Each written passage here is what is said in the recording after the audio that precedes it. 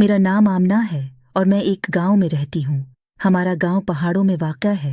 मैं पढ़ी लिखी नहीं हूँ और न ही कभी अपने घर से बाहर गई हो। मेरी उम्र 18 साल है।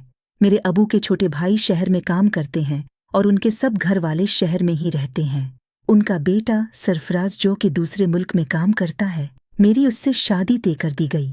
मुझे नहीं पता कि शादी क्या चीज़ है और न ही कभी उससे पहले उसके मुतालिक बातचीत हुई थी।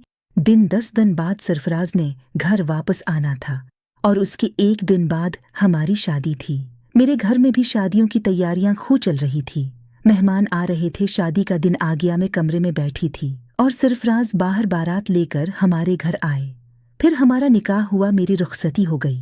हम लोग रात को 8 बजे घर पहुंचे। मैं सज सनूर कर कमरे में बैठी थी। फूलों से हमारा कमरा सजा हुआ था। 1 घंटे बाद मेरा शौहर कमरे में आया। मुझे सलाम किया और मैंने सलाम का जवाब दिया। उन्होंने पूछा, तुम्हें कोई तकलीफ तो नहीं? तुमने खाना खा लिया? मैंने जवाब दिया, नहीं। फिर हमने कमरे खाना खाया। मैंने कहा, मैं बहुत थक गई हूँ, मैं सो जाऊं। तो बोले, पहले ये जीवलरी वगैरह तो उतार लो।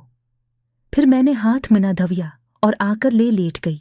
मैं समझती थी शादी के बाद लड़का और लड़की एक साथ रहते हैं, मगर ये नहीं पता था कि कैसे रहते हैं और क्या करते हैं। जैसे ही मैं लेटी तो फराज ने मेरे गाल पर हाथ फेरा और बोले कि आप बहुत खूबसूरत हो, और मेरे ऊपर झुक गए। मैंने कहा, क्या कर रहे हैं आप? फराज बोले, ये तो प्यार है। मैं खामोश हो गई और वो मेरे ऊपर लेटे और छेड़खानी करने लगे। मैं पहले तो खामोशी से लेटी रही, लेकिन जैसे ये वो मेरे कपड़े उतारने लगे, मैं शोर मचाती हुई से बाहर भाग गई। मेरे सास, सुर और मेहमान वहां मौजूद थे। मुझे शोर मचाते देखकर वो बोले, क्या हुआ? तो मैंने कहा, सरफराज मेरे साथ गंदी हरकत कर रहा है। मेरे सास मुस्कुराई और मुझे लेकर कमरे की तरफ चल पड़ी।